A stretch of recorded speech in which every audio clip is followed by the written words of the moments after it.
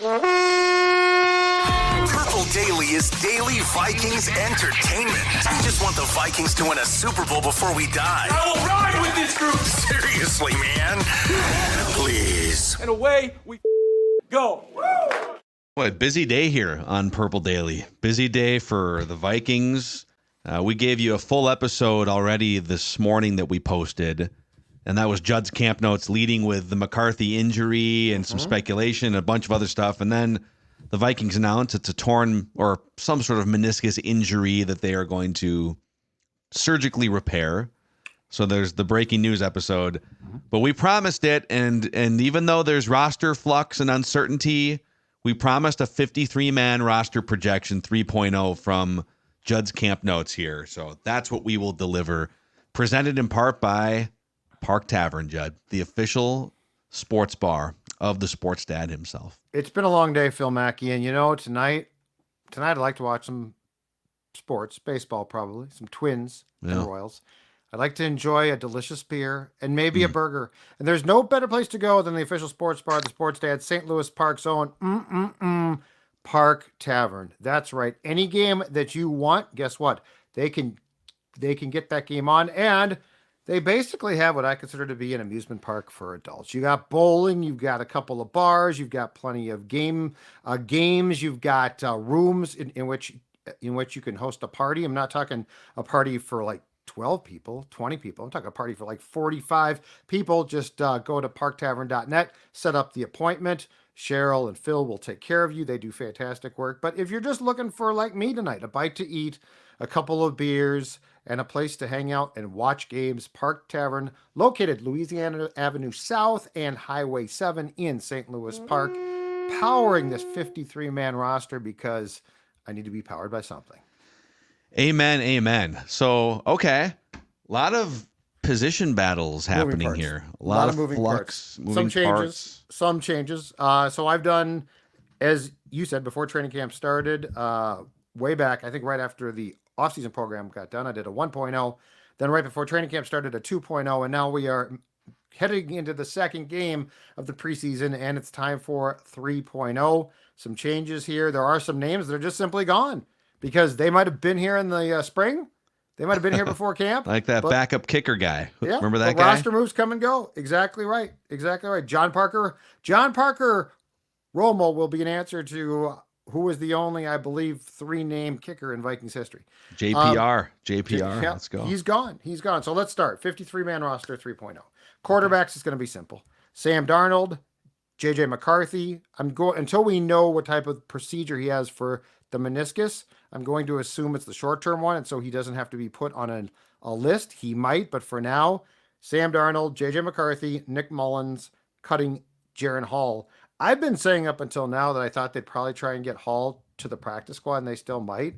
But I'll tell you what, in the very limited time he's gotten so far at training camp, underwhelmed. Yeah. So I wouldn't be shocked if he's not on the practice squad. I wouldn't be shocked if he is. But those three quarterbacks, I think, Phil, have always been clear cut.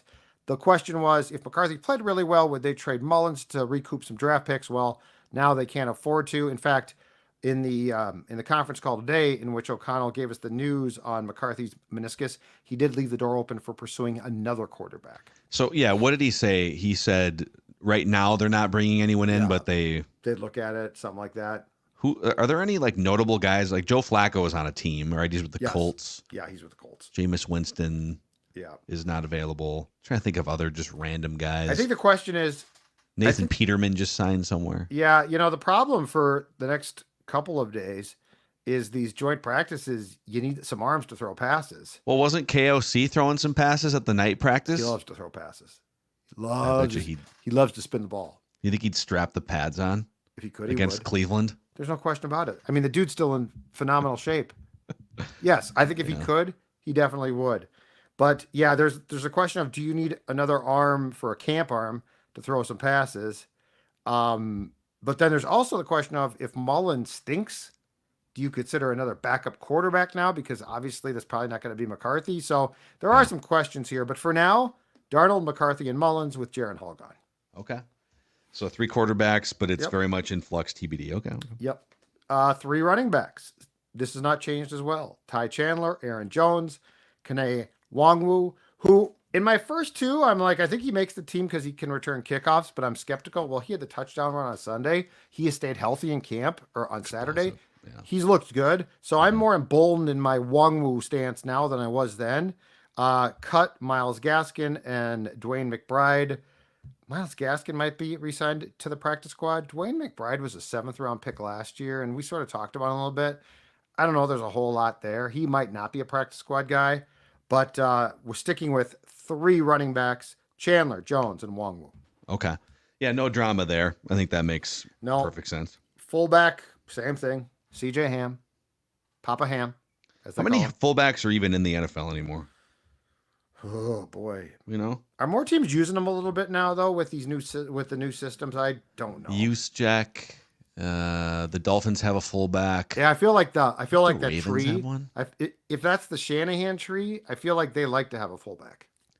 I'm actually going to pull this up. I think PFF has a fullback category. Who wouldn't? Like I'm pretty sure last year you could sort by. Let's just go. Yeah, regular season, postseason. Let's see here. I'm curious before we move on to the dramatic positions. Running back grades. Oh, there's a fullback category right there. Okay. And oh man, it is very nearly an extinct position. Mm-hmm. So there were 10 fullbacks that logged snaps in the NFL last year. Wow. But 4 of them logged fewer than 80 snaps. So it's an endangered football species, man. There's only 6 fullbacks that logged more than 100 snaps. CJ Ham at fullback he logged 65. He must have logged some running. So if he was the only back out there, they would give him the running back tag. Right. Juszczyk and then Alec Ingold from Miami. So see, it's that tree. Yeah, Shanahan, McDaniel, O'Connell. Yep. They still like to incorporate the big meat and potatoes. Okay. Those guys should have to wear neck collars.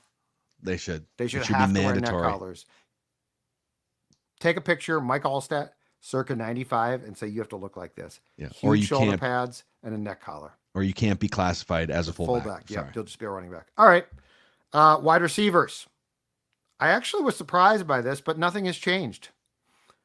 Jordan Addison, obviously. Tristan Jackson, who I actually had on the team in 2.0. I don't think I had him on, I don't remember, in 1.0, but he's had a good camp and has been around like on the practice squad. I think he was active for 2 games last year since 2021. Justin Jefferson, Jalen Naylor, Brandon Powell, Trent Sherfield Sr. Okay. And now I will say that although it was very clear in the night practice on Monday that Brandon Powell was the number 3, I do think that Jalen Naylor is going to jump him. I guess I feel far more certain this time around about 2 guys, though. Tristan Jackson, who I think has the team made now, has certainly impressed, and Trent Sherfield, who when you see him play, you understand why they like him. Yeah. Special teams, really good run blocker downfield, and he can catch the ball. So like he's just one of those bottom of the depth chart guys that what you're going to get on Sunday, which in a coach's eyes, very valuable. So how do we feel if all these guys are healthy? I feel much better about these 6 guys than I did around draft time because we're now seeing Jalen Naylor in his more fullest form. Yep. I think Powell no longer is relied upon to be your number 3 receiver. And then, I mean, between Sherfield and Tristan Jackson, he's got a couple guys who've built some chemistry with Darnold and J.J. McCarthy if he plays again this year. So I'm much less panicked. And Tristan Jackson's flashed. So that means the cuts at wide receiver are Lucky Jackson and then 4 guys who were UDFAs in the last 2 years. Ty James, Deshaun Jones, Malik Knowles, and Thayer Thomas. Deshaun Jones got some run and flash at times in camp. But if you saw this, he did not play on Saturday till I think the 4th quarter. Yeah. So it's clear. I think he's a practice squad candidate for sure. Yeah, but there was this notion of, well, could he be pushing someone off the 53? Sorry, but if you don't get a chance till the 4th quarter playing basically with Jaron Hall, no, I don't think there's a chance. Okay. All right, so 6 wide receivers. Okay. 3 tight ends down from 4. We're changing things up here. Wow. This is where we go with some changes. All right, so I originally had 4 plus TJ Hawkinson, who inevitably is going to probably open the season on IR, which I think is 4 games. So it's not season-ending IR, it's short-term IR. I think that you have to sit out 4 games, but as we've talked about, it appears he's progressing pretty well. Mm-hmm. I think he could very well be back right after the bye week. Until then, here's what I've got. Johnny Munt, Nick Muse, Josh Oliver. Oliver's the main blocking guy. Munt has had a good camp, and I think in a short spurt could be okay here. Muse has surprised me. Yeah. Here's why I don't have them at 4 now, though. I originally had the other active 53 being Robert Tonyan. He's had back problems and hasn't practiced in a week and a half or 2 weeks. Yeah. You're not going to make the club until. He's old. Yeah, exactly. He's old by football standards. He might just be cooked. Yeah. N'Keal Harry. It's been fun, and you've given a guy that was a bust at wide receiver, a first-round pick, a chance at tight end. I don't see that working. Trey Knox, the 2024 UDFA, probably a practice squad guy. And Samis Reyes, I believe that's how it's pronounced. He does not count against the 90-man roster, but he's on the roster because he's with the Vikings through the International Player Pathway Program. Okay. He was with Washington last year. I had been ignoring him until now, but I was going through my my Vikings positional chart last night, so I'm cutting him now. So like I put him on this list, and then I cut him because I'm a jerk. But unless they're going to bring in another tight end, I don't think, unless you disagree completely with me, that N'Keal Harry's going to make the 53. Yeah. So I've got him keeping 3. And then I think Hawkinson, I think there's going to be enough optimism that he'll come back quick enough that it's not going to kill them. Yeah. No, I think you're right. N'Keal Harry, it was a fun experiment on paper at this point, unless something drastically changes or if there's another injury. Yeah, the question here would be, do they feel the need to keep a 4th tight end because they plan to run a lot of 12 personnel? And can you run a lot of 2 tight end packages only having 3 on your depth chart? Like, would you want built-in depth there? So I could see that being controversial, but okay. I don't see a guy on the current roster. I think you would almost, if you did want to go to 4 healthy tight ends to start the season, I think you'd have to make a move. Go find somebody. Yeah, I just don't see an option here now. I mean, Tonyan was, but he can't practice. And a back for a big guy in football, you're not going to make it. Yeah. Okay, so we're down 1 in tight ends. We're going to make up for that with adding 1 offensive line. So we're going from 8 to 9. 9, okay. 8 to 9, and there's going to be a surprise here. So hang on to your hats, kids. Here we go. Hang on to your hats. The wind is blowing. Roster changes are coming. Great. Garrett Bradbury kept, obviously. Blake Brandel, Christian Darrisaw, Dan Feeney, Ed Ingram, Brian O'Neill, David Quessenberry. That's 7. New to the mix, Michael Juergens. Yep. Dude, he's my guy. Been trying to tell y'all. Pick. And the other one, and here's where you're going to see a name is missing. The 9th guy, 2024 6th round pick, Walter Rouse, a tackle. Who's the odd man out? Dalton Reisner. Really? Okay. So I'll explain this. So Dalton, I told you this at the beginning of camp, first day I think I talked to him, and so he had been told originally coming to camp he was going to compete with Blake Brandel for the left guard, which he, by the way, was the starter at after Ezra Cleveland was traded last year, right? So the first day of camp, not only is he not at left guard with the first team, he's at right guard with the second team. And I told you, he basically said, in my life, I've never played right guard. Now, he didn't complain at all. He's like, whatever they want is great. Then he got hurt. And he was in uniform last night, but I don't think he took reps. He is not practicing probably as long as Tonyan. Meanwhile, Juergens, I think when they opened camp, the second offensive line was Dan Feeney at center and Juergens at a guard. Mm-hmm. Or a bit more buried. Well, with the injury, Juergens was moved to center and Feeney was moved, I think, to guard. And now, actually, a guy who I've got being cut but might change my opinion on, believe it's Tyrese Robinson, has kicked up to the second team guard. Mm-hmm. So that's a name to watch for. I'm going to cut him for now, but of course there will be a 4.0. And Walter Rouse looks like a very serviceable tackle, potentially. So what you have here is the starters. You've got Bradbury at center. Blake Brandel is at left guard. Christian Darrisaw is at left tackle. Ed Ingram is at right guard, I'm assuming. And excuse me here, I'm getting a call from a colleague of ours. I'll just is this a source? It's not. Is this Is this JJ McCarthy news? No. Is it the surgeon? It's a person that you know well. Oh, it's a surgeon of sales. Christian Darrisaw at left tackle, Ed Ingram at right guard, Brian O'Neill at right tackle. What this does is it opens up the door to keep Feeney multi-positions inside. Juergens playing center, very interesting. Multi-positions inside, and maybe your opening day center next season. And David Quessenberry, who I thought played great at right tackle on Saturday, but he's a swing tackle. And then Rouse, who I think has a potential to be the type of guy that could step in. He looks the part. Did Quessenberry play right tackle?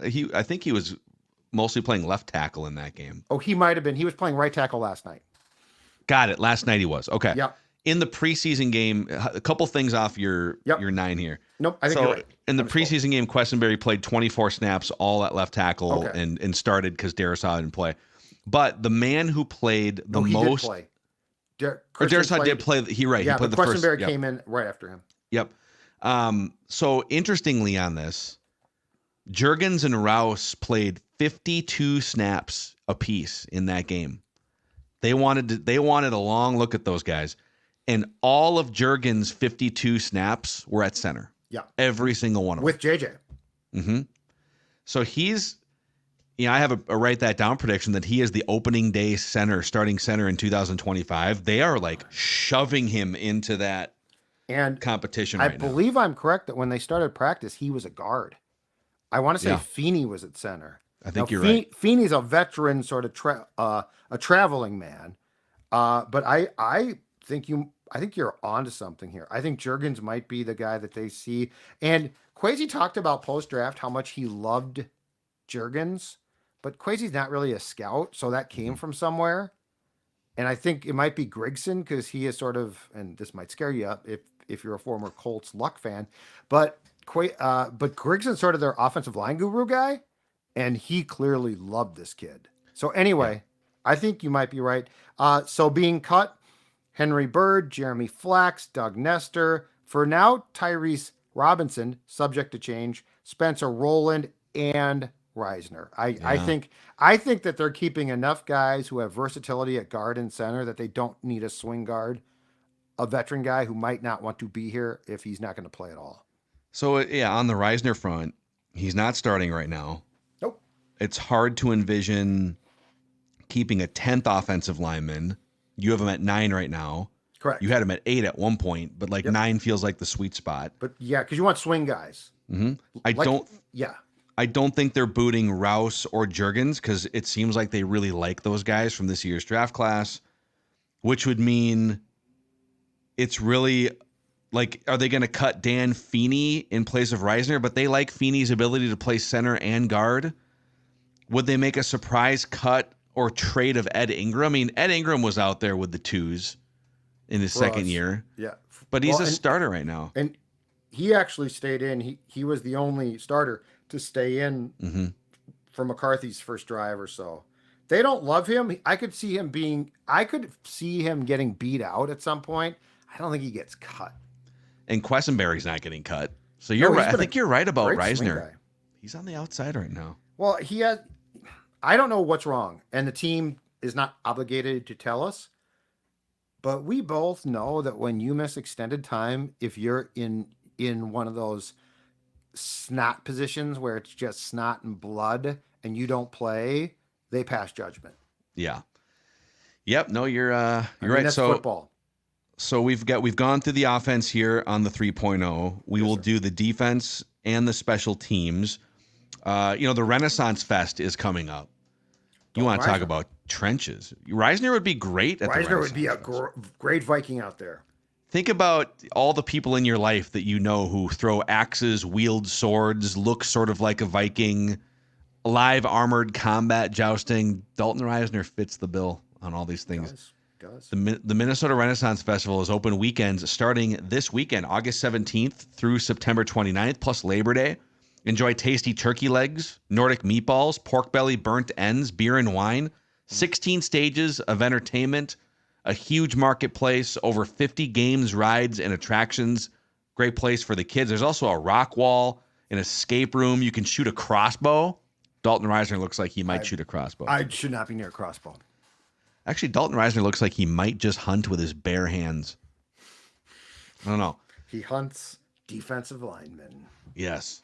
Discounted tickets at renaissancefest.com. That's renaissancefest.com. You can also register right now in the listener rewards section of the Score North app and win a 4-pack of tickets to the Renaissance Festival. We're just giving away, because we're feeling generous, a 4-pack of tickets to the Renaissance Festival on the Score North app. Also, Federated Insurance is here as a longtime partner of ours on Purple Daily, even the old radio show. They've been helping us for a long time. As a business owner, do you have a game plan in place to stay focused on safety and preventing claims? Well, you should let the team at Federated come in and help support your business in that way. Federated offers a customizable lineup of industry-specific coverages and risk management services to help you continue your winning streak as a business owner. At Federated Mutual Insurance Company, it's our business to protect yours. Go to federatedinsurance.com to find out more. Okay, on to the defense here. Okay, so we're at 25 right now, by the way. Yep. I've been consistent. I've been keeping 25, 25, and 3. All right. Defensive line. No real changes here. Jonathan Bullard, Harrison Phillips, Jaquelin Roy, who I've been disappointed in, but I don't think he gets cut. Jerry Tillery, who's been hurt. He got cleated, but I think he might start. Jonah Williams, who spent the past 3 seasons with the Rams. He's the guy that briefly signed here. I think he failed a physical here a few years ago, and then the Rams took him back. But he's also, as we both saw at training camp, gotten runs with the ones.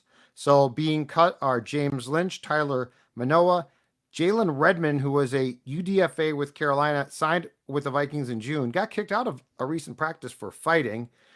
Levi Drake Rodriguez, who I really like, but I don't think they're going to try. I don't think they're going to put him on the 53. I think he's going to be seen as such a project. Okay. Now, if I was a smart team, I might claim him because the motor never stops. And Toki Tamani. Yeah, Levi Drake Rodriguez. I want to see more. Really interesting. And he's a draft pick. He's not a UDFA. He's a 7th round pick. Jaquelin Roy, I think, has been my biggest disappointment. Yeah. But I don't know that I cut him. 5th round pick, right? Yeah. Tough. And just from a perception point of view with the Wilfs, how many more draft picks can you just be like, I guess we missed on that one. I mean, you just traded Booth. I think you're going to cut Scene. Like we could talk about, well, should they potentially cut a guy like Ingram? But if you do that, you're basically just saying, I missed on all these guys. Yeah, there is kind of a political angle to it in that way, where if it's not everyone is treated equally. If you had someone on your draft board, there's egos involved.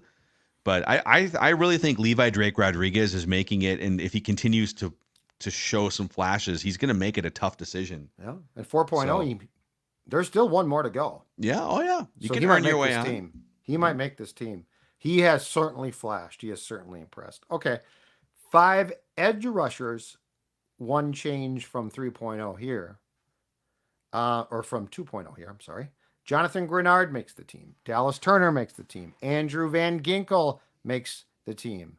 Jihad Ward, who you saw, massive man, makes the team. The new one, Pat Jones II sticks. Okay. The cut, Andre Carter II gets cut. So you're cutting Carter, you're cutting Bo Richter. I'm cutting Bo Richter, I'm cutting Owen Porter, and Gabe Murphy, who I would have given a fighting chance to be on this list, but he's been hurt for so long now that I don't think it's going to be an issue to get him through the waiver process. I also think, I think Murphy and Richter are more of a, when you make the cuts, the wire is flooded with names. I don't think teams are going to pick up guys like that because they're trying to get their own guys back on the practice squad. So I think you can safely get Gabe Murphy, Richter, and probably Levi Drake Rodriguez through the waiver process and signed them the next day to the practice squad. So yeah, so Pat Jones the second, who I doubted at first, but he's gotten a ton of action in training camp, first team. He has. So Grenard, Jones, Turner, Van Ginkel, and Ward make it. Yep. It's some tough decisions at edge because Andre Carter was a priority UDFA a year ago. Gabe Murphy, priority. Bo Richter has flashed, had a great first preseason game. These are good problems here, and that's a premium position. I don't know. It feels like a trade might be brewing at some point too. Like, could Pat Jones be a trade candidate? He's actually, is he going to be a free agent too? Yeah, he's probably because he was a draft pick. He's probably going into the 4th year of his contract, so that's a good possibility. I could see that. It was a 4-year deal, and is that a guy that he's going to be a free agent after the year? He's not a guy that you're going to probably extend with a contract. So I would put Patrick Jones on trade watch. Carter, I'm cutting. I haven't seen enough.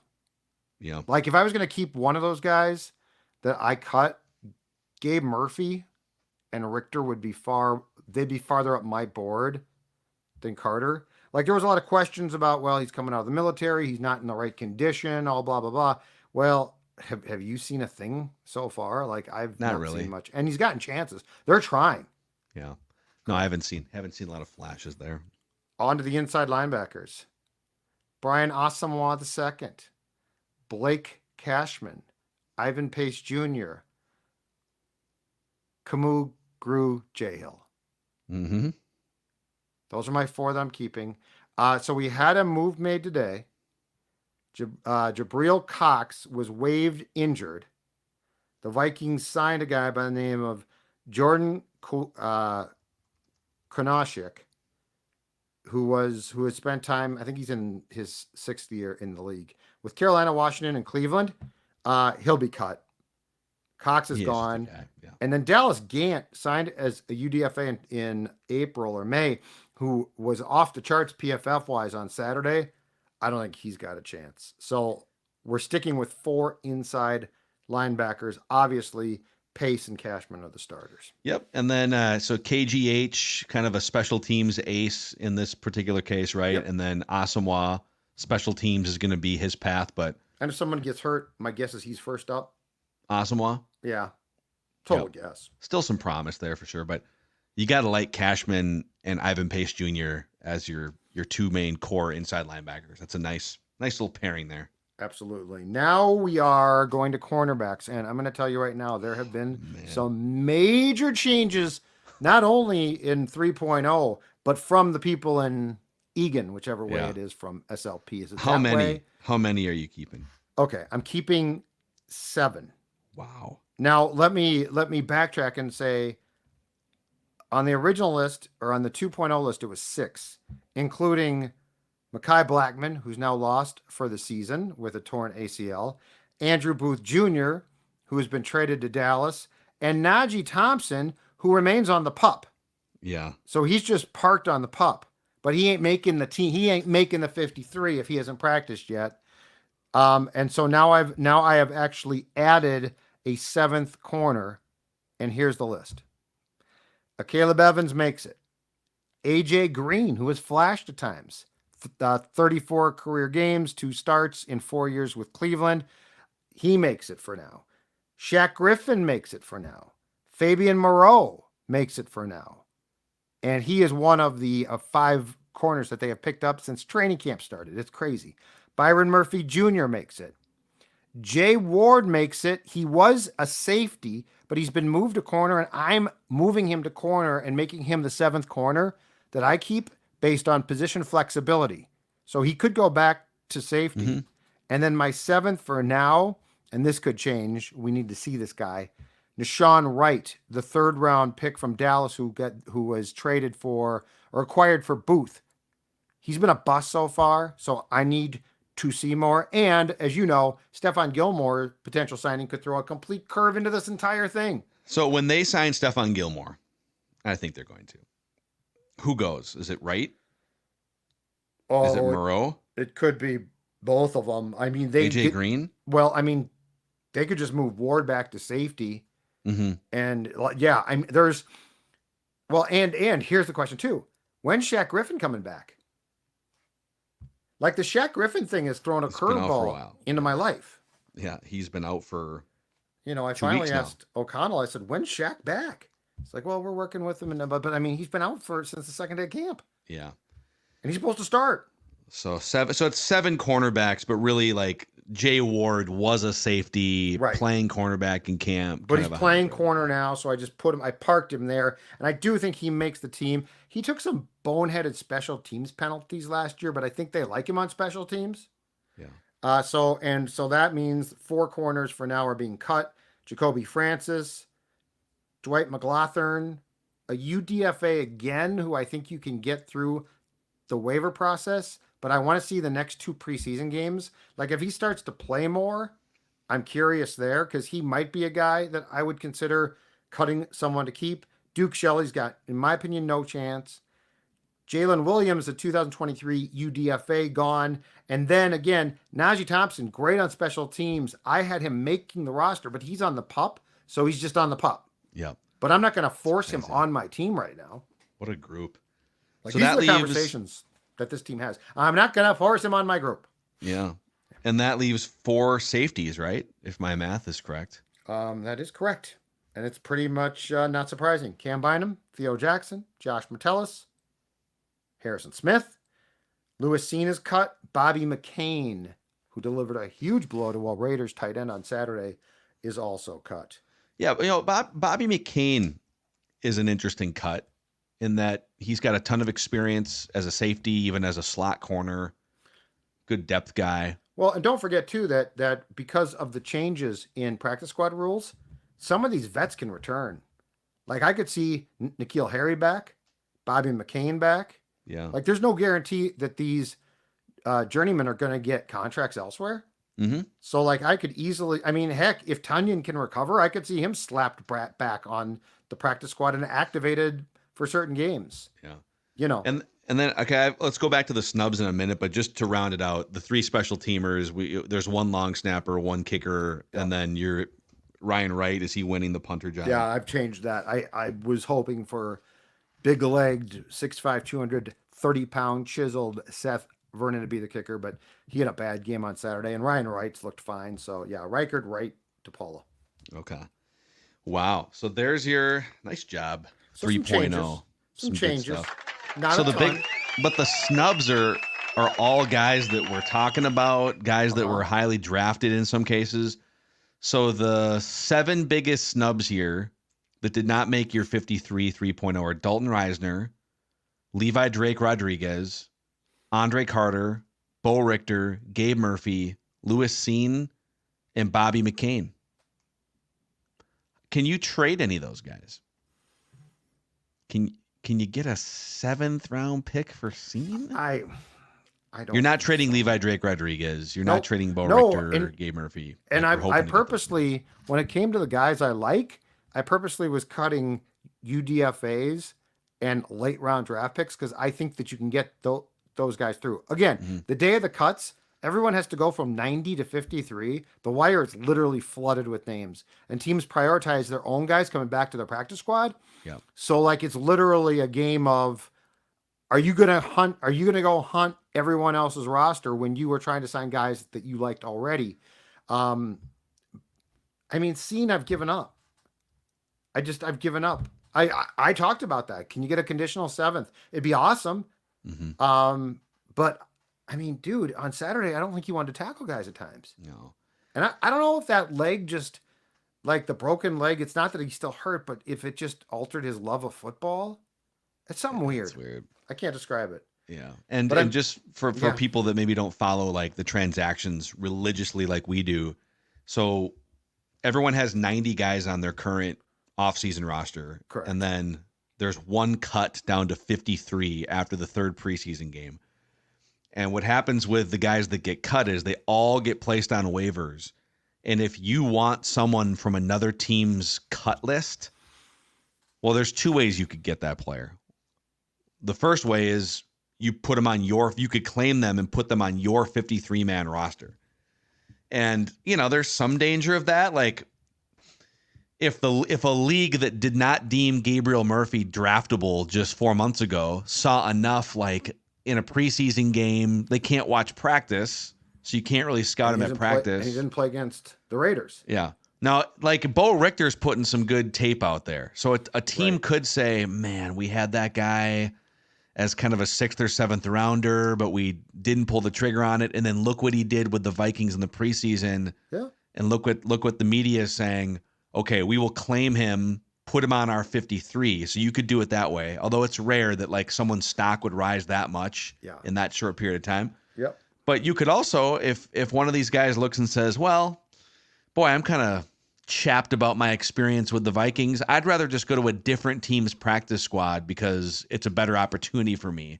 We have seen that happen before. But usually when you get a guy in the door and he puts in that much work in your system with your coaching staff, you tell him, hey, we're cutting you, but we really want you to be part of the practice squad. Right. And generally they stay if you want them to Right. stay. And so if you don't get claimed, if you don't get claimed within a day, you then do become an unrestricted free agent. But the issue then is like teams can bid, and like the Vikings, I think ordinarily pay because you can pay more for a practice squad player. Like they're like it's allowed to bid on them, and so the Vikings have at times paid guys more. So like if a guy knows your system, if Bo Richter gets cut, but they're like, dude, we loved you, and then they're going to pay him slightly more, and then Jacksonville's like, no, then you could have a bidding war. But I do agree with what you just said. I think guys are inclined to stay where they were.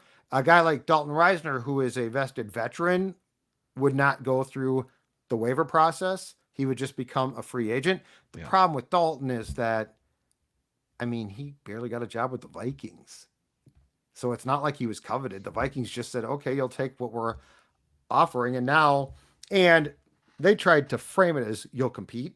Yeah. He's got to be disappointed, right? Because he heard at least, hey, you're going to compete for the left guard job, and then he's not competing. And he's not getting any reps yet. But yeah, I think for the most part, the guys I cut that I would want to keep are keepable. Yep. So, all right, well, there'll be for sure be a 4.0. There might even be a 5.0. We might even squeeze in 2 more of these before. Let's do it. 53.